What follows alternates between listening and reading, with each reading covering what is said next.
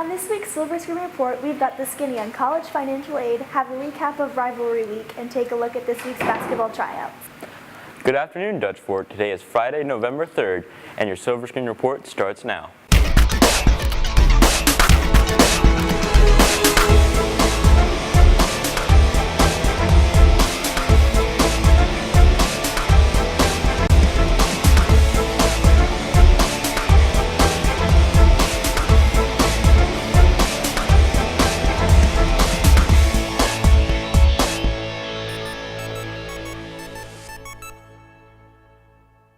Families anxiously shuffled in their seats in the media center last Thursday as they waited for this year's first financial aid meeting to begin.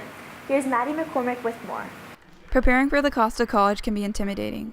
Financial Aid 101 helps prepare families for the process. I just kind of come here to explore our other options and see what else is out there. So I've heard there's a lot of different scholarships available, and we'll try to get as much information as we can to try and track some of that down. We as parents will be in shell shock of the cost of college, and we just want to get heads up and get a little preview of what the sticker price is on this education. And our kids, of course, they're interested in their grades, but not so much in the cost of it. Talk about different ways that they can take to secure money to help them pay for college, whether it be scholarships, Pell Grants, or any other free aid that the federal government might allow for them to receive. With many payment options such as scholarships and grants, college can become more accessible. I think this particular briefing will help us in a great way, simply because as a parent you want to budget, and as a family then you begin to budget for college. And to budget for college is a huge expense, and it's not really feasible. It helps the parent to be better prepared, but it also helps the student in understanding and knowing that there's comfort in the fact that there is assistance for them to be able to attend college. Budgeting and seeking financial help is crucial to preparing for higher education. Really try and explore your options and find out any kind of information that could help you pay for your way to college, because every year it keeps getting more and more expensive, and so any help you can get is definitely going to be beneficial for you. First of all, to students, I would simply say, when you want to buy the fingernail polish, maybe consider not getting what you want now to save for what you want later. If you could not attend the meeting, see your school counselor or the school counseling webpage for more information. This has been Maddie McCormick with your Silver Screen Report. The SAT word of the week is accessible, an adjective meaning obtainable or reachable. As a part of Rivalry Week, Dutch Fork hosted its first dodgeball tournament of the year last Thursday. Mia Perry has the story. In celebration of Rivalry Week, Dutch Fork students came together for a dodgeball game. A dodgeball, we do it every year, one in the fall, one in the spring, and it's usually just a good, fun thing for everybody who wants to participate. So there's a big piece of paper that's in the cafeteria. You go over there, you sign everyone on your team and your team name, and then you just show up on nights of play, and then you just play to win. I think dodgeball is just about all of us having fun and coming together during Spirit Week, and about all of us just having fun before we beat Irma. There are many ways to be involved in dodgeball. I know Matthew Poston, R.J. Samalis, obviously Student Body President Stephen Wise. Those are some of the great students that you should reach out to get involved. Sign up during lunch, and I guess just form a team of 6 and go out there and see what you can do. People can get involved either by playing, or also a lot of people will just come to watch because it's really fun to watch. The dodgeball game promotes competitive spirit and camaraderie between students of all grades. My favorite part is just how excited everyone gets. The energy's really positive. Everyone's just coming together, having a lot of fun. It's just a great event. I think my favorite part is the competitiveness. You get a lot of different people, a lot of different groups of teams, and I think it's really fun to have everybody go against each other. Getting Chaz Holden out, I got him out twice. He didn't get me out at all. And we beat his team with Matthew Poston on it too. My favorite part about the dodgeball experience probably was just the enthusiasm and the rapport amongst the teams. It was 9 or 10 different teams. They all had a pretty good relationship with each other. The competitive spirit was really intense, and so that really made the experience even more greater. Sign-ups for the next dodgeball tournament will be held in the cafeteria during all lunches in the spring a week prior. This has been Mia Perry with your Silver Screen Report. Last week's bonfire was yet another activity Student Council organized for Rivalry Week. Solomon Dix takes a look at why students are fired up.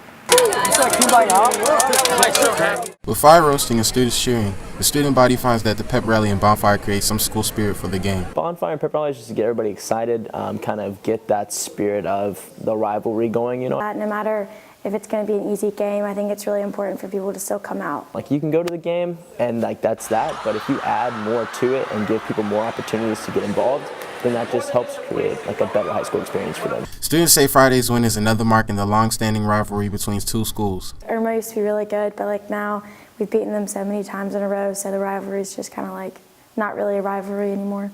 I mean, that's our 4th year in a row beating them, so kind of taking the B and burning it is like that added level of disrespect. Just showing that like we are like it's Dutch Fork and then Irmo way down here. Like it's kind of just a way to represent that like a symbol. This has been Solomon Dix with your Silver Screen Report. For this week's Kids in the Hall, we asked students about our rivalry with Irmo.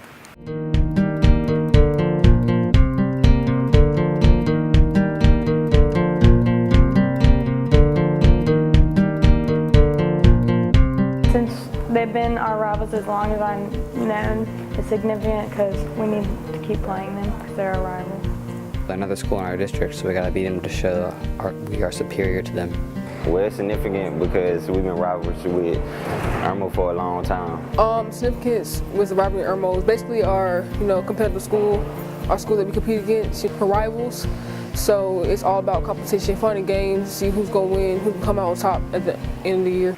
The Silver Foxes took a big dub at last Friday's football game against Irmo, and India Wright was on the sidelines. Students and athletes alike were excited to see the outcome of the game. Just the rivalry and competition, it gets us hyped. We love playing competition.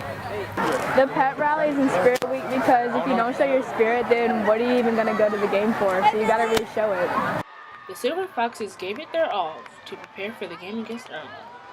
Just make sure that everyone knows the material and that everyone is being super loud and super energetic to cheer on our football team. You just work 10 times harder just to make sure that you will beat Irmo and beat everything that has to do with them.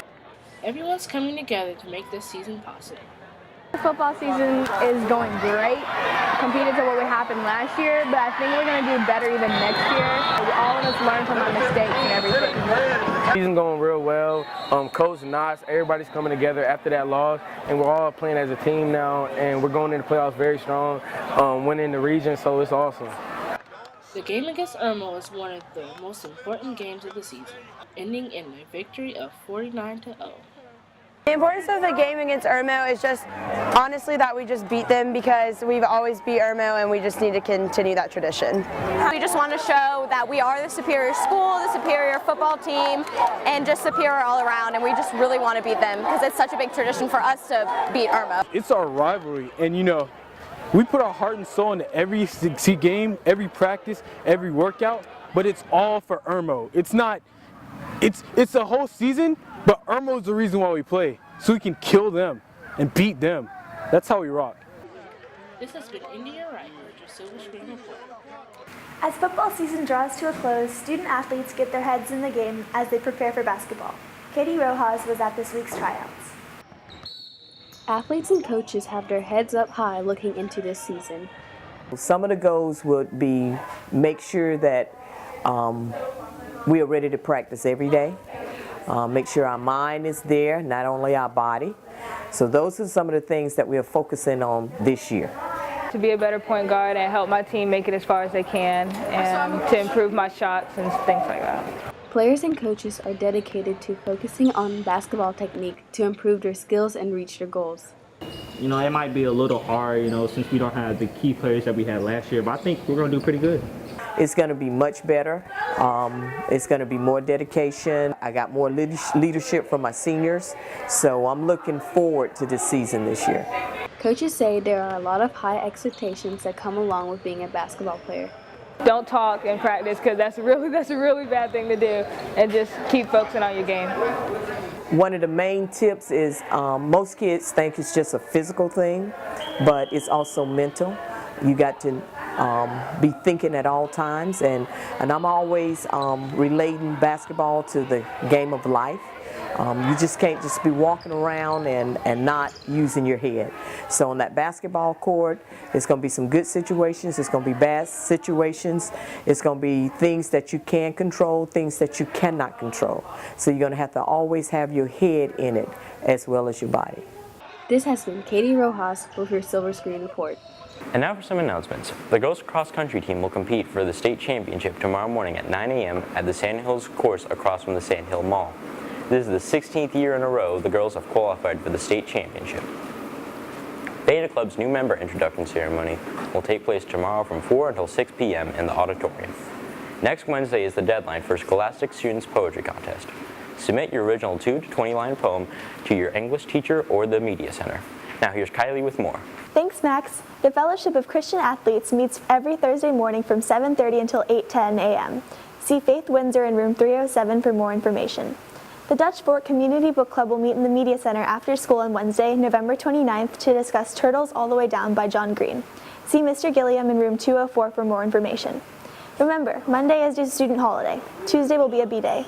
Thanks for watching. We'll see you next week.